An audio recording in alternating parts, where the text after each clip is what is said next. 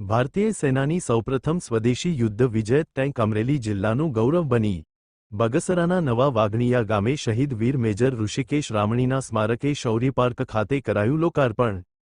દેશની શાન ગણાતી વિજયંત ટેન્ક જિલ્લાના બાળકોને દેશભક્તિથી કરશે માહિતગાર। જિલ્લાના 5 ધારાસભ્ય અને સાંસદ હસ્તે કલેક્ટર હસ્તે લોકાર્પણ કાર્યક્રમ યોજવાનો હતો। દેશભક્તિના રંગે રંગાયેલ ગામના કાર્યક્રમ માટે ધારાસભ્ય અને સાંસદને આપ્યું હતું આમંત્રણ। જિલ્લાના ગૌરવ સમાન વિજયંત ટેન્કના લોકાર્પણમાં ધારાસભ્ય અને સાંસદની રહી ગેરહાજરી। જિલ્લા કલેક્ટર અને પ્રાંત હસ્તે કરાયું લોકાર્પણ। ધારાસભ્યોની ગેરહાજરીને લઈ સ્થાનિક લોકોમાં તર્ક વિતર્ક ભર્યા સવાલો।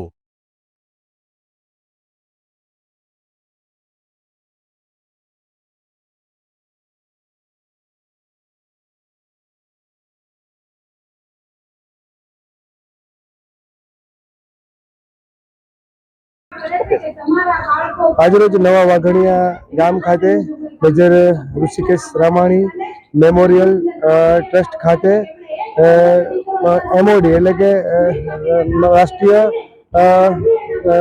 સંરક્ષણ મંત્રાલય દ્વારા વોર ટ્રોફીની ફાળવણી કરવામાં આવેલ છે। જે અંતર્ગત વોર ટ્રોફીને શૌર્ય પાર્ક ખાતે માઉન્ટ કરવામાં આવી છે।